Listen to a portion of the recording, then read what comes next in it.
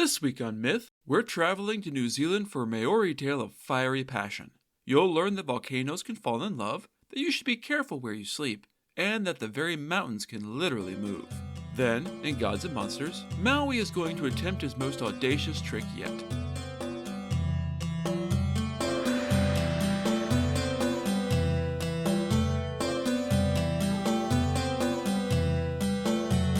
This is the Myths Your Teacher Hated podcast, where I tell the stories of cultures from around the world in all of their original, bloody, uncensored glory. Modern tellings of these stories have become dry and dusty, but I'll be trying to breathe new life into them.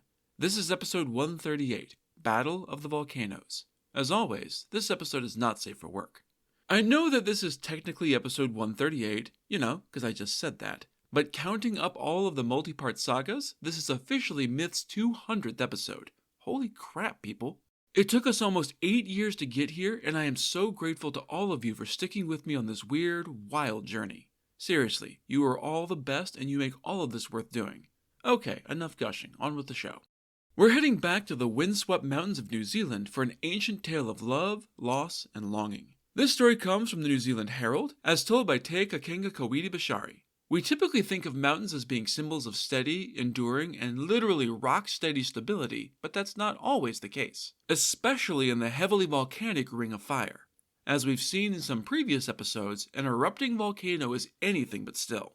In the long days before Maui raised up the sky away from the earth, from way, way back in episode 10, the northern part of what is now New Zealand was ruled over by 4 great mountain lords. The chief and greatest among them was Tongariro, a volcano that lies to the southwest of Lake Taupo, which you might recognize from Peter Jackson's Lord of the Rings trilogy. Tongariro is actually a compound volcano made of multiple combined peaks, including the towering Ngauruhoe and the awe-inspiring Raupehu. His cloud-piercing grace was the greatest among the great mountains, though all were mighty. To his west stood Toranaki, a massive volcano who was second in height and power to the great chief Tongariro himself. His great shadow stretched far across the island, reminding all and sundry that he was not to be trifled with. To the southwest stood Pudawaki and Tauhara, smaller peaks than the other two but still enormous, dominating the landscape around them. All 4 of these members of the mountain clan were mighty warriors, descended from a long line of distinguished chiefs. You may have noticed that all 4 of these towering mountains is a he, but not all mountains are male.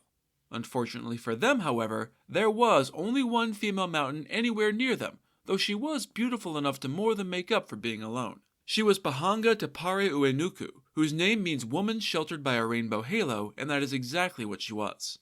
You see, her stunning peak was often shrouded in a misty veil that scintillated in the sunlight. For all her beauty, however, Pahanga was extremely shy and coy. And that's where the trouble began. That smile. That damned smile. See, all 4 of the mighty mountains south of Pahanga loved her, and each thought himself most fit to be her husband. Each courted her affection, and, for her part, Pahanga loved each of them equally. Her soul was pulled in 4 directions, and she was utterly unable to make a decision. For all that she was literally made of stone, she was too tender-hearted to hurt any of the mountains she loved, and so she made no decision. Which, as it often is, was the worst decision. Volcanic warriors are not known for their patience and even tempers, so it didn't take long for resentment and jealousy to start boiling in the hearts of the 4 mountains. Time passed, and the days grew short as autumn passed them by. The chill winds of winter swept along the slopes and across their rocky crags. The returning summer sun thawed the ice and melted the snow from all but their highest peaks. And still, Pahanga could not choose. They began to argue amongst each other about why each of them was the best choice, and the other should stand down to save Pahanga the pain of deciding. But of course, none of them did, and the bubbling emotions turned to boiling hot rage that seemed to make the very air shimmer with anger and fury. And then Tongariro erupted in every sense of the word. Thick, choking clouds of black smoke filled the sky to hang as dark, foreboding clouds that covered everything in shade. The world hung balanced in the awful stillness that comes before brutal bloodshed. Land and sky hid their grieving faces behind the clouds, for they knew what came next. Such a challenge could not go unanswered. In the calderas deep in the bellies of the other 3 volcanic suitors burned answering fires. They too exploded in challenge to their chief, and the very land was rocked with the deafening reverberation of their declarations of war. There's no such thing as a good war, but this war of the mountains was especially terrible. 4 unstoppable juggernauts ravaged the world around them with all the fury and power that an angry volcano can bring to bear. As places like the city of Pompeii can attest, they can bring utter devastation down when they're in the wrong mood. And that was just the single volcano of Vesuvius. Fueled by their long-banked passion and growing rage, the 4 warriors battled for what felt like forever to those caught in the crossfire. They spewed ash and soot and molten rock. They rained acid and cinders and burning boulders on the world around them. They added their own dark clouds to the one thrown up by Tongariro until day and night were forgotten. Darkness ruled supreme and unfettered, save only for the places where liquid fire coursed down the mountains and across the landscape, burning everything in its path. They fought for an age, but at last their fury was spent. The lava cooled and the skies cleared. The sun dared to peek down upon the world for the first time in forever. That first renewed day broke upon mighty Tongariro standing tall, unbroken, victorious. There was no denying that he had won the day and defeated his 3 challengers. It's not clear if Bahanga had wanted the 4 to go to war to decide the issue, but she was glad to have the decision made and gladly agreed to marry the mighty Tongariro, staying close by his side to this very day. Taranaki, beaten but still proud, was forced to acknowledge Tongariro's dominance of the island. He would never be chief of this place, nor would he ever marry Bahanga, but that didn't mean he had to stand here and take the humiliation. Taranaki, unwilling to remain under the leadership of his conqueror, vowed to find a new home where he could be his own chief. He turned to the west in the setting sun, and it seemed to call to him. Taranaki would follow the path of the fire that eats the dusk to the farthest west. He would find a new home where he would be the last to feel the warmth of the sun's golden rays each day. His journey carved a path behind him in the Whenua, a word that means both land and placenta in honor of the life-giving womb of Papa Tuanuku, the Earth Mother. Even to this very day, the gullies of Manganui o Teao and the Wangui River stand as testament to Taranaki's defeat and retreat. He traveled across the island until he at last came to the coast. It took him a full day to make this long trek, and so he decided to rest there amongst the Paukai Mountains for the night. He slumbered fitfully and awoke with the dawn the next morning ready to journey on. Only, when he tried to move, he found that he was frozen in place. See, his fires had mostly cooled after the warfare of volcanic eruption, but the lava was still flowing gently since such things cannot be stopped in an instant. The cooling lava had turned to rock around him as he slept, becoming one with the earth and deciding for Taranaki that this would be his final resting place. After the first volcano had begun his search for a home free from the onerous control of Tongariro, Pautawaki would do the same. He might not be as mighty as the others, but he still had plenty of pride. If Taranaki was unwilling to be subservient, then so was Pautawaki. If Taranaki would go west, then Pautawaki would go east. Following the path of the fire that eats the dawn, he made it as far as what is now the town of Kawerau, about 40 kilometers shy of the coast. He was not as strong as Taranaki, and so it was here that he decided to rest for the night. In the morning, Putauwaki also found that cooling lava had locked him in place, making this his final resting place to this very day. Tauhara was the weakest of the 4 volcanoes, and he was also the most reluctant to leave. His love for Bahanga had been purely about her and not about a jealous desire to prove himself better than the other volcanic warriors. Thus, despite losing, his heart remained inflamed with burning passion for Bahanga, his soul overflowing with love for the beautiful maiden that would never be his. Still, with the other 2 leaving, he knew that he couldn't very well stay either. East and west were taken, so Tauhara went north across Taupo Lake. He moved slowly, not because he was tired, though he was, but because he couldn't stop turning around for another last glimpse of Bahanga. The cool waters of the lake accelerated the hardening of the lava that still spilled from his shattered peak, and so he only made it a little ways beyond Taupo Lake before he found himself frozen in place like the others. And so these mountains stand to this day. Tongariro towers over the heart of the island, tall and proud and very much the dominant force. His beloved Bahanga still stands by his side, their affection for each other strong and true. Taranaki looms over the western coast, standing watch as the sun sets each night. Putauwaki rises up beside Kawerau, looking out towards the beach he couldn't quite reach. And Tauhara slumps just across the lake looking back at Bahanga with love and regret.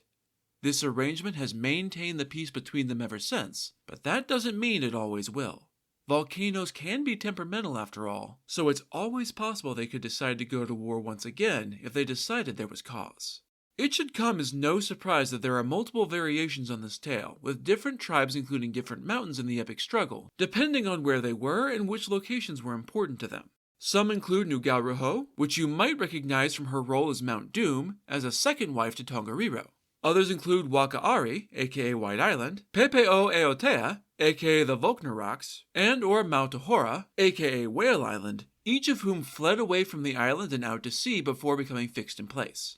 Recent research in geology and volcanology have returned to myths like this, finding a treasure trove of long-stored information about the past. Known as geomythology, it looks at the strong parallels between archaeological and geological evidence of volcanic eruptions, and the cultural myths of those same events.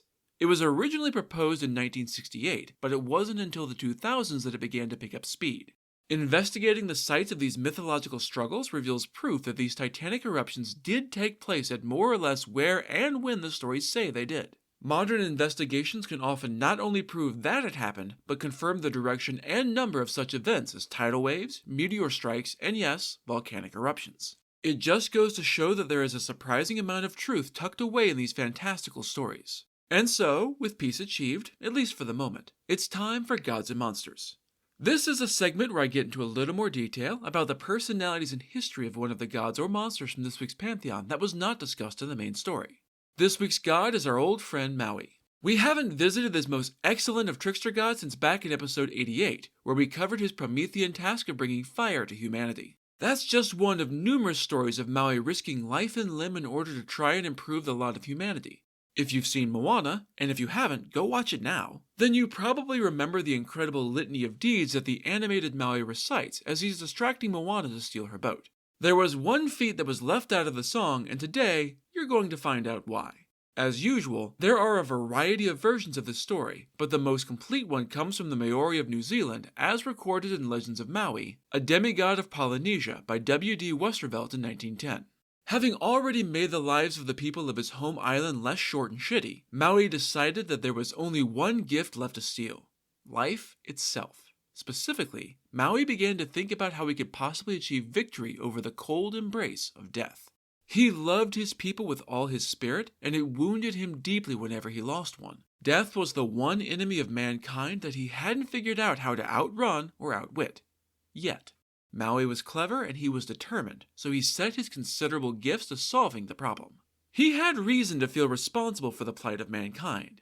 According to a Hawaiian story, the first humans had been created standing upright, but with jointless limbs and a webbing of skin connecting the fingers and toes together, and the arms and legs to the body. As you might imagine, having no joints and a weird skin web makes it pretty fucking hard to move. This angered Maui, who wanted more for this creation which he saw so much potential in.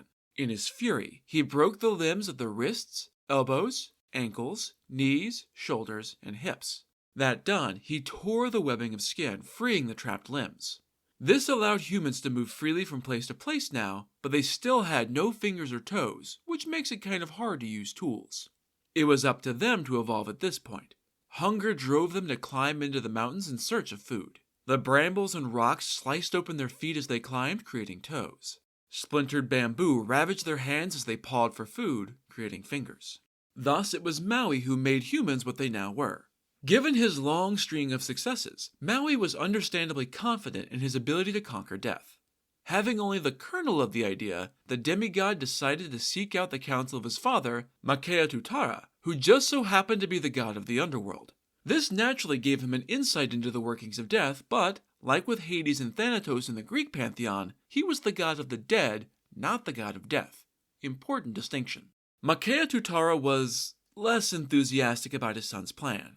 It wasn't really a plan. It wasn't even a proper scheme. It was just a vague concept. You really need to learn humility, Maui. One day your tricks will catch up to you, and I worry that this might be the one.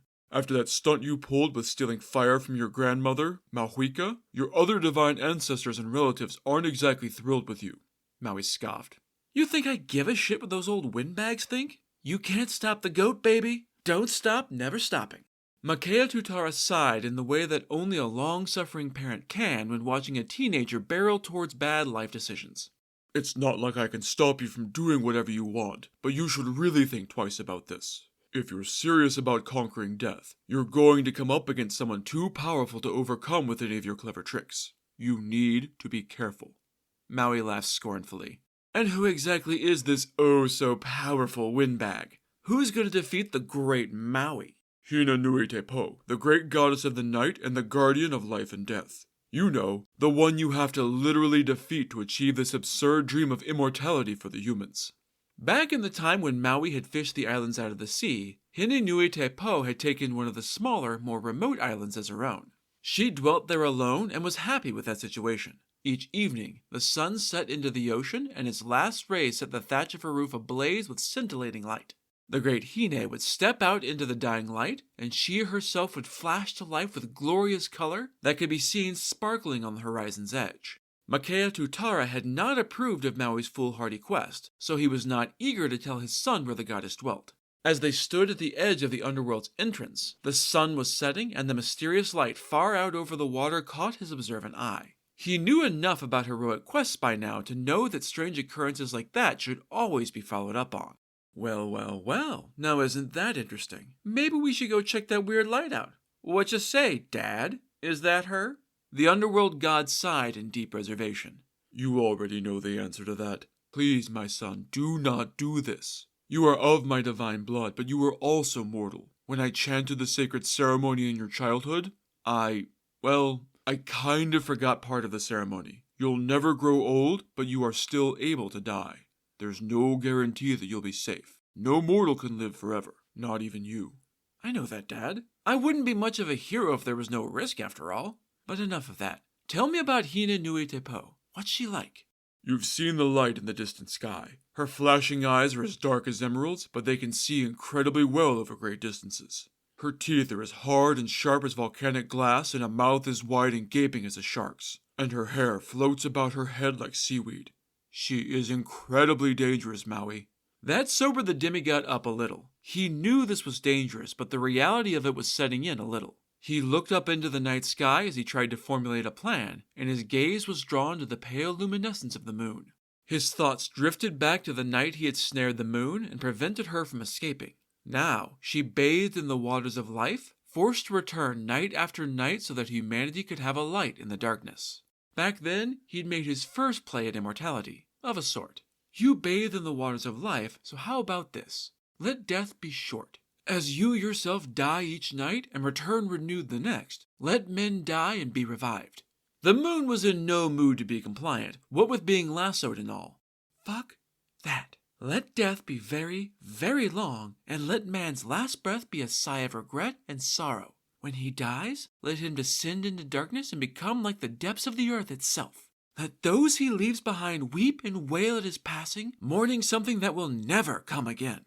That failure had never sat well with Maui, and now was his chance to fix it. He traveled out to the outer island where Hina Nui Te Po, guardian of life and goddess of night, dwelt. As he approached, he heard her order her attendants to be on guard and watch for anyone who might approach. If anyone came to her island walking upright as men did, they were to be captured. She sensed something in the air tonight, and she wanted to be ready. Maui crouched in the bushes as he considered her words, and then he had a brilliant idea. Getting down on all fours, he crept past the attendants like a beast and was unseen by the watchers.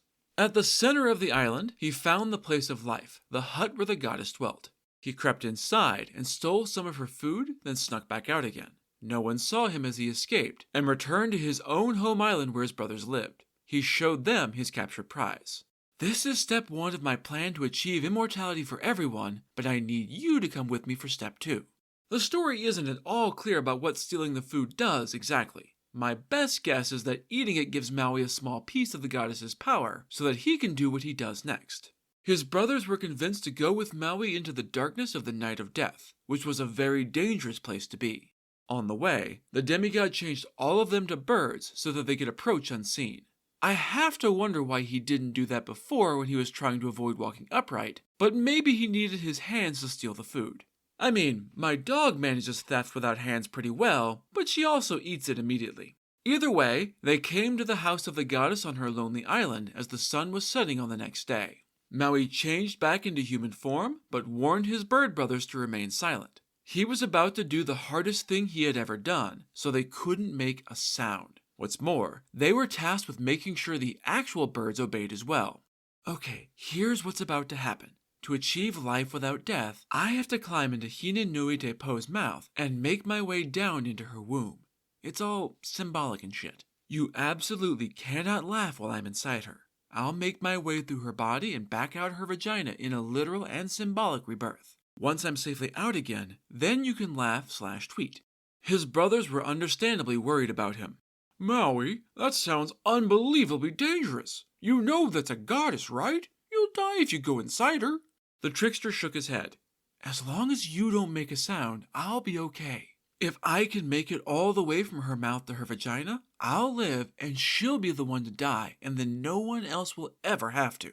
They all promised, so Maui stripped down and oiled up. You come into the world naked, so naked was how he had to go into the goddess of life and death. Only inside of her could he tear out the source of life and bring it back with him. In some versions he goes in as a man, but in most versions he turns into a worm to slither in more easily. And also to be more symbolic of cum, because this is a magical pregnancy. The last rays of the setting sun sparkled off his well-oiled muscles, decorated with tattoos. Taking only his magical fishhook, he crawled into the goddess's mouth, wound carefully between her obsidian teeth, and passed through the gates of death. Slowly, carefully, he made his way deep into the goddess's womb. There, he found the source of life, and carefully cut it out with his weapon. Grinning with victory, Maui continued on his way down and into her vagina. He was almost home free. It was then that a little bird named the patate laughed in a shrill, clear tone. The great Hina awoke and felt Maui where he definitely hadn't been invited to be. She clenched her muscles in the most lethal contractions imaginable, and, to Maui's shock, he found that her mouth wasn't the only place she had obsidian teeth. That's right, Hina has vagina dentata, literally teeth in her vagina. As an aside, there's an absolutely incredible horror comedy from 2007 about this concept called Teeth that you should definitely check out. And yes, this is a real concept that occurs in multiple cultures.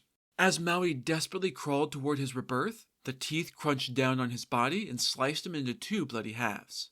And thus, the great trickster god died, trapped on the far sides of the gates of death. In some versions, he instead goes in through her vagina in a spiritual sexual encounter with the goddess of death, intending to exit through her mouth.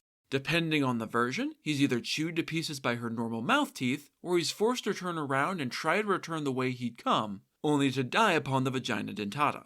In another, much shorter version, he never even reaches the goddess, instead climbing into the pit of darkness where she hides, only to be crushed and suffocated by the darkness itself.